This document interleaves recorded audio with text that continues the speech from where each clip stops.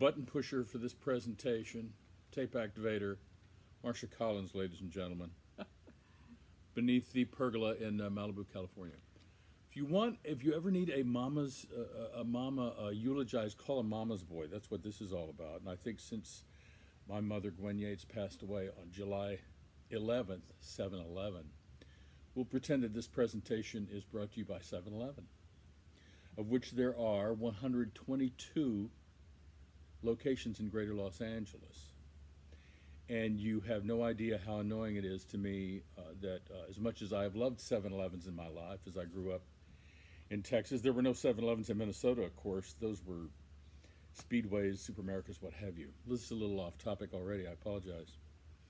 But when I drive by 7-Eleven now, instead of thinking about sweet, simple pursuits like Slurpees and slushies and cigarettes and drowsy homeless people and robberies, armed robberies that don't end in homicide, I'll have to think of getting the call on July 11th on 7-Eleven. You were there as I got the call from my sister Kim that my mom had passed away. July is also significant in this way, and this is we were kind of under the gun to get this done. On the final day of July, is that this is July of this year is the 70th anniversary of my conception. If you well, let me put it this way. A person, or two people, as it turns out, must really want to conceive somebody to do it in July of 1950, back when summer was really summer. If you lived in Minnesota, you've heard about when winter was really winter. Well, that was when summer was really summer, July of 1950. The images that I've created while contemplating this for the past 7 decades, stuff I can't unsee, resemble co-ed oil wrestling. And when it's your mom and dad partaking in this behavior, it's it's strange. What can I say? It's a strange way to start life.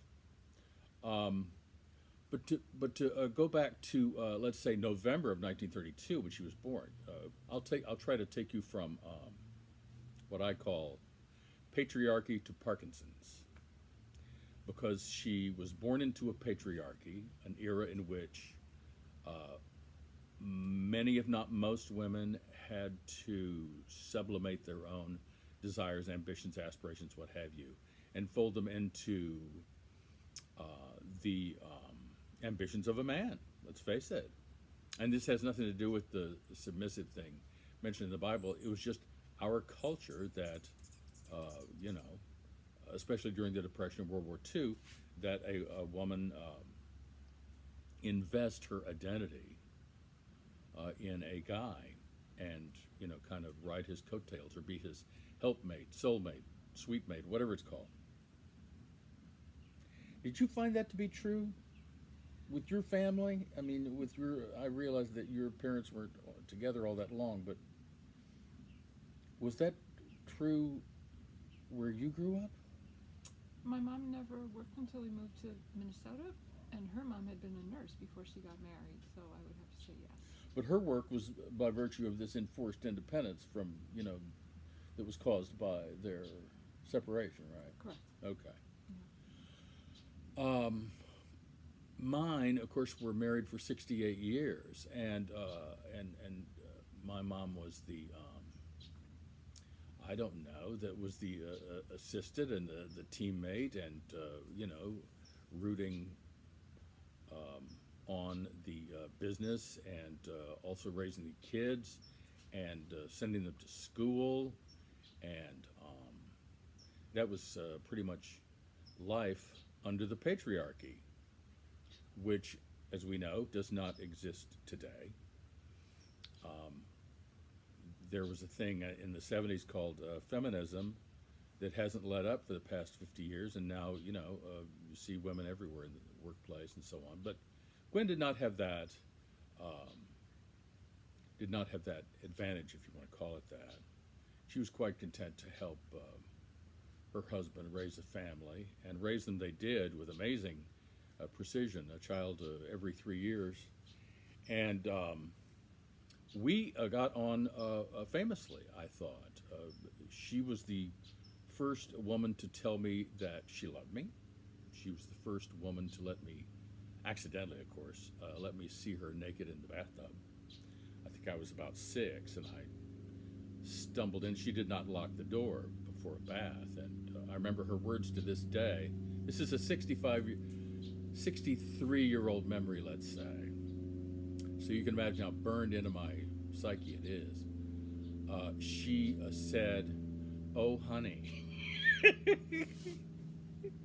Like, what else is there to say? Oh, honey. It was like, there are a number of ways you could say that. And in this case, it was because her son had just seen her naked. But I of course, turned on a heel and rushed right out. And then she was the first woman to extricate me from an excruciatingly painful zipper accident.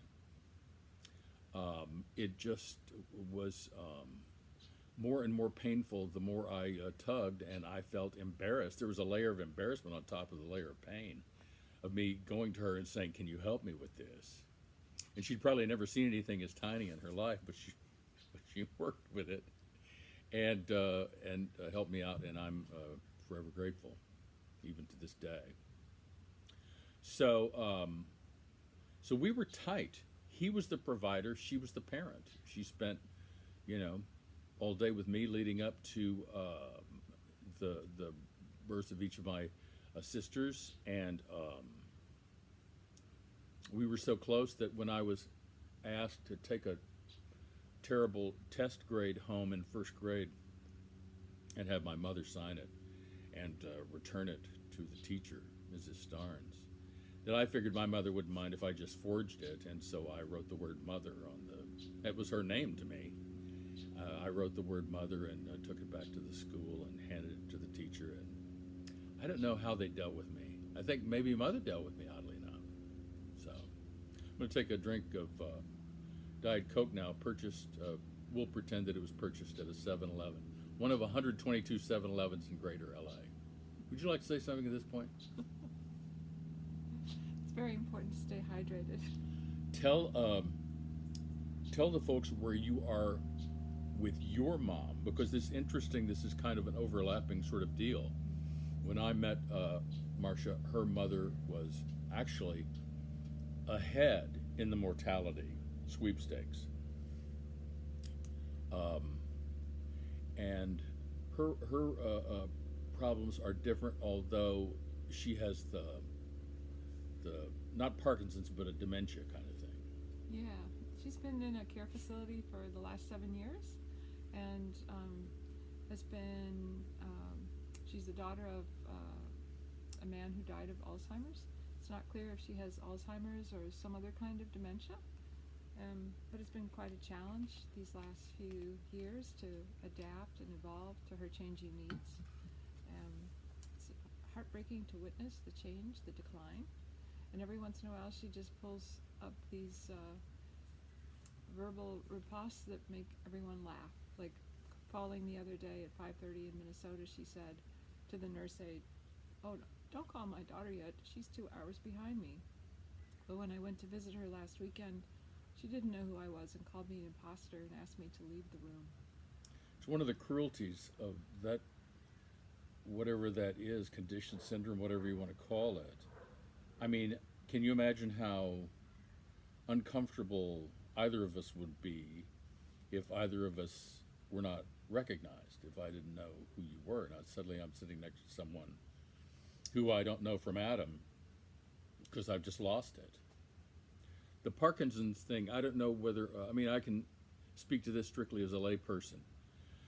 If you've ever seen Michael J. Fox off his meds, if you ever saw Angela Merkel in the first throes of Parkinson's in public, it's terrifically humiliating, as my mother was in the first months of her dealing with that, and it was very distressing to my father also. All I can say, and I said this at her graveside service, was to consider giving what you can and urging others to do the same to any legit Parkinson's research foundation. The Fox one is the one that we favor, but there are several others. They can be found online, and they've done some great work. I think Michael J. Fox Foundation has handled more than $100 million and distributed that to labs and what have you, try to find out how to get to the bottom of this, because it is, it's just well. How about Muhammad Ali? If you saw what it did to Muhammad Ali, big strong guy, back in the day, then you know what Parkinson's is capable of. Research, therapeutics. I don't know, a vaccine. I don't know what they're going for.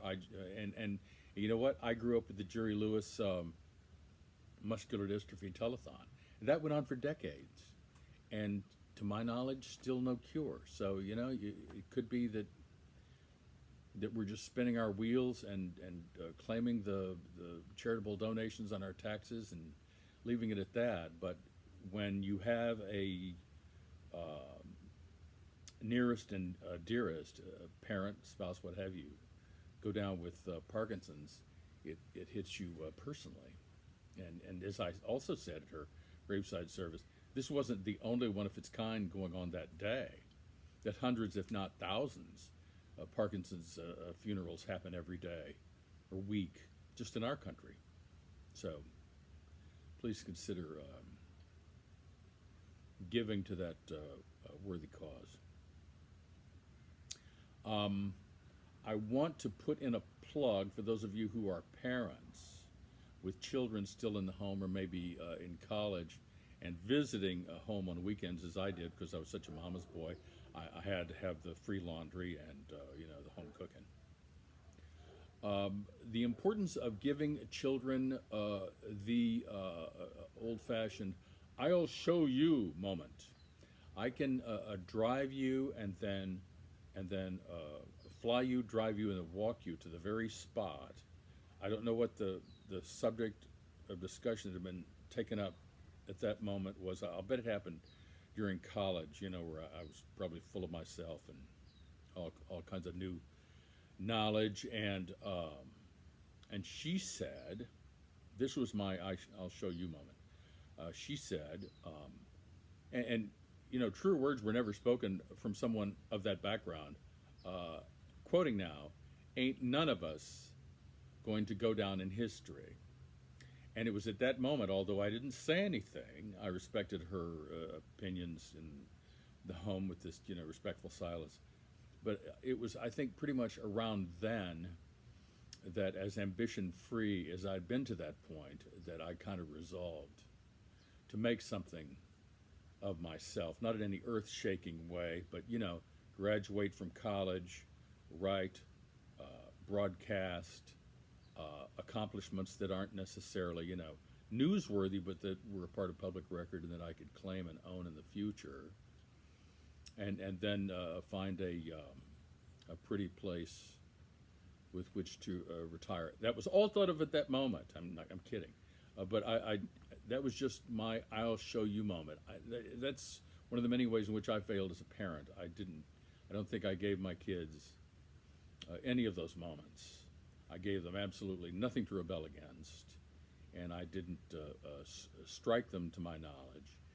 And these aspects of parenting, this is a whole other show, because I want to point out the good that helped form me, for which she was responsible with this remembrance. A lot of things just flood to the surface, boy, after you've been told that your mom has passed away.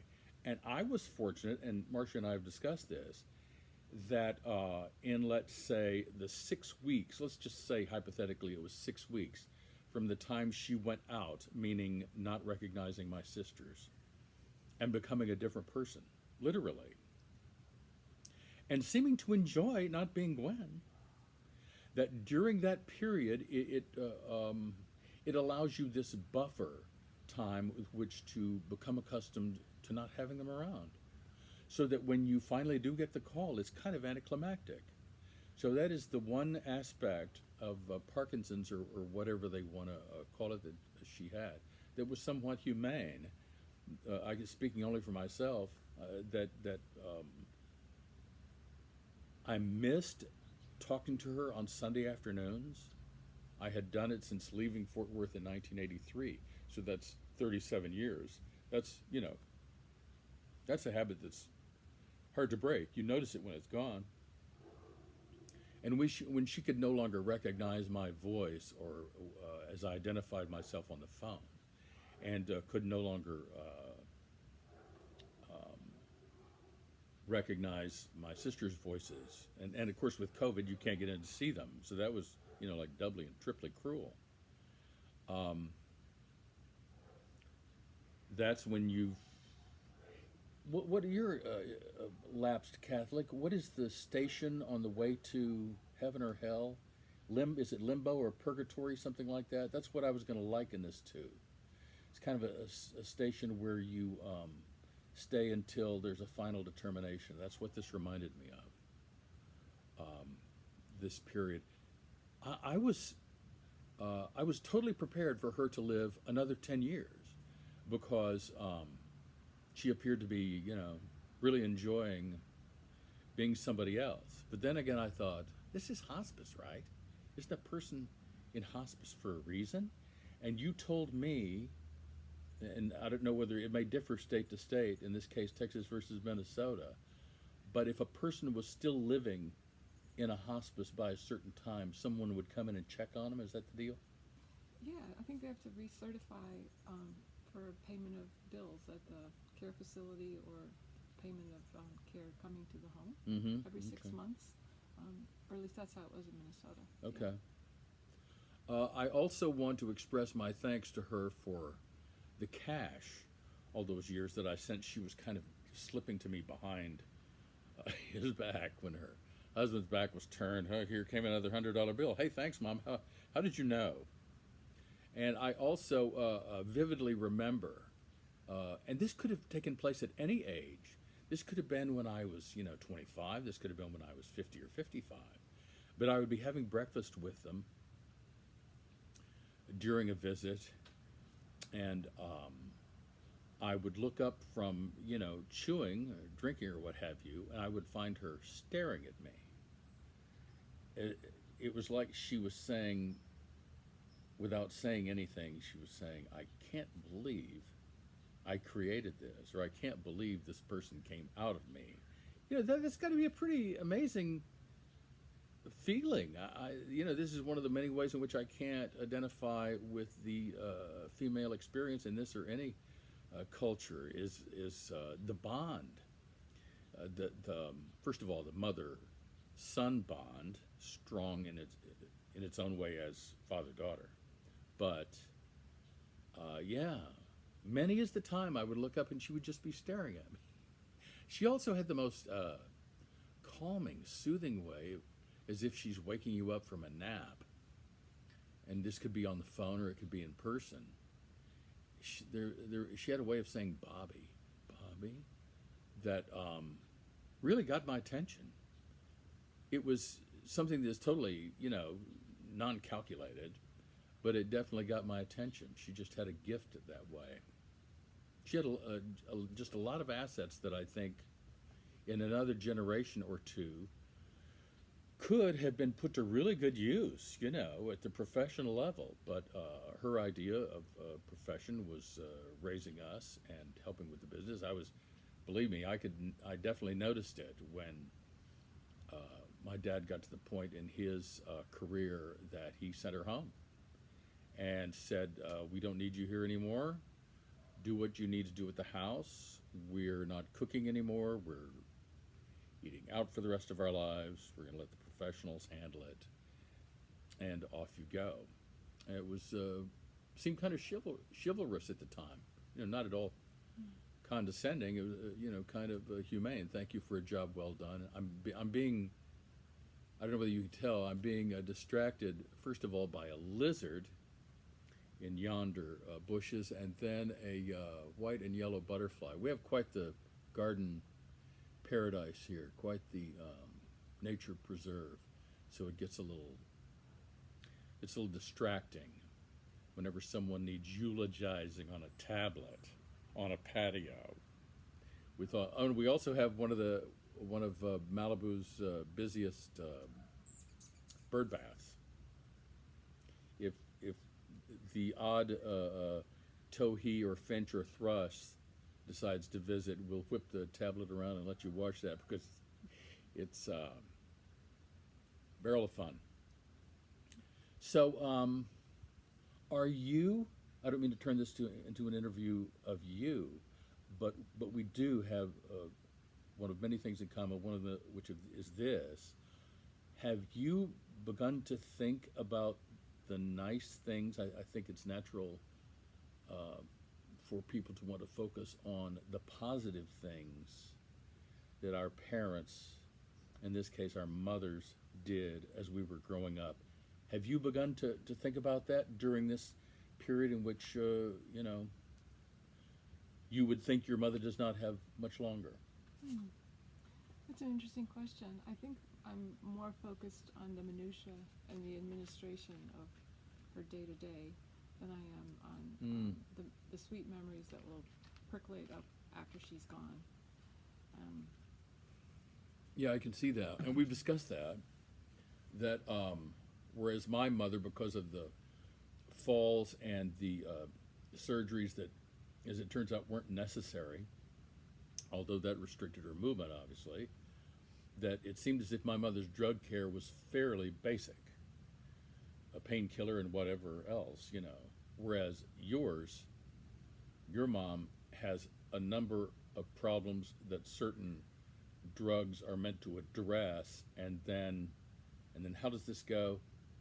The organs that are affected by those drugs require other drugs to. So the only analogy I can draw here is Elvis. The way Elvis had like 19 things going in his bloodstream when he fell off the toilet for the final time. I think I just want to basically, and I've always thought it was foolish for people to take out ads in newspapers. Oh, Dad, oh, Ma, we miss you both. But, they're not reading that. And so I don't know. I guess people just need that as a calming, comforting thing for themselves, for their own peace of mind, to take out ads in newspapers as if the departed could read them. But I do think it's important, at least for me, to say how appreciative I am of her hard work and her dedication, all of which was love-based. It came instinctually. There was no educational run-up to parenting for these people. I mean, there was no doctor. Even though Dr. Spock was big in the 50s, I get the sense that input was not consulted, shall we say. So I just see my mom as quite the survivor of a very primitive time, and I really think that she deserved a better send-off. I think both my parents deserved better, because I never saw one vice enter that house that wasn't brought in by me on the sly. They, did the whole Southern Baptist Texas teetotaling thing. No smoky, no drinky, no, I got to believe, well, I won't go there. They just were very basic, non-fancy people, and the body is your temple and all that. And I think that somebody who dedicates themselves to that for 87 and 89 years respectively deserves better. They don't, I know life isn't fair, and the American way of death isn't fair, but I really wish that they had been cut some slack in the suffering department. I'm glad, obviously, that science exists. I'm glad that painkillers exist. But and I was not there, obviously, when my father went down. He and I had a final phone conversation. But I really do think that they deserved a more dignified end than that. But I'm glad that suffering is over. And and I hope that they and those around them still consider their faith to be a form of victory over death. I mean, that's at least what we're taught to read and sing when you grow up a Protestant, and I assume a Catholic, and that also is a source of comfort. One other thing, one last thing that I'd like to say on my mom's behalf. And I never brought this stuff up in phone conversations in the last few years. I tried to keep it light, you know, and if there was anything from my end, you know, somebody I recognized at the grocery. Hey, Ma, I saw Mel Gibson at Ralph's. She loved that stuff. So I didn't bring this up. But as it turns out, even after living with Texas Trump for 68 years, my mother was not a Trumper. She could spot a phony a mile away. And that is to her final credit. I just was really proud of her for being able to, you know, see through all the gaslighting and stuff. I really, and she would just go off, and I just reveled in that. I was perfectly glad to listen anyway, rather than talk. Believe it or not, given what you've heard so far today. But yeah, she was not a Trumper. Did you ever talk politics with your mom? We disagree. Okay. And yet, your mom was kind of an Irish feminist, right? She was the first, hers was the first divorce in the history of the country? Yes, she had that dubious distinction. Yeah.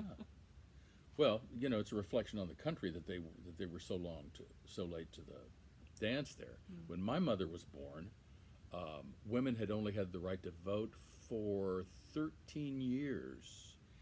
And only then white women could vote. Black women couldn't vote until 1965 legally. What a wonderful democracy. So that's another aspect of the patriarchy that she was born into. And boy, what a hard scrabble life with families who, again, were doing it instinctually with no educational basis for how they were raising children. And I think I told you the anecdote the other day that all we know really, by the way, is what our parents tell us. So I'm just, you know, I'm kind of passing this along from my parents to you. But when my father decided to branch off from his very steady paycheck type job to something riskier on his own, what, you know, incredible wailing and lamentation there was in those homes, but he had to do what he had to do, you know. I don't know how it compared. It's none of my business how it compared to the proverbial cleaning of the shotguns after my conception between that time and the wedding day. But when you prosper after something like that, as they did, attention must be paid. Bottom line, I can't imagine being the son of anybody else.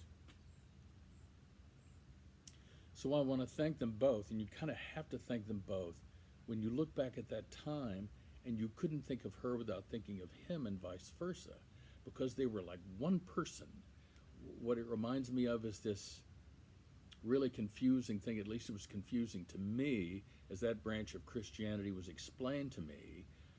God, Jesus, and the Holy Ghost, whoever the hell that was, in one person, okay? I'm sorry, you know, still to this day, I don't think that registers. Why they had to make that so difficult is beyond me. But they were. There was no, you know, Holy Ghost, but the two of them were like the same person for the time that I lived with them and you know, the time since the time to move away. So thanks to both of them, but especially to Mother on in the wake of her passing on 7/11, July 11th, 2020. And that's that. Hope it's been somewhat enlightening and folks feel it was respectful, and this is the last of its kind because I got no parents left. I'm a 69-year-old orphan now, and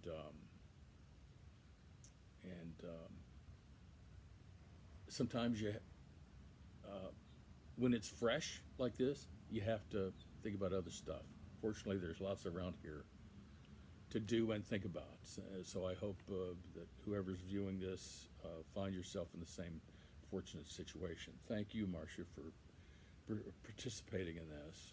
Just to listen to me all day pretty much anyway, and so this is probably more of the same.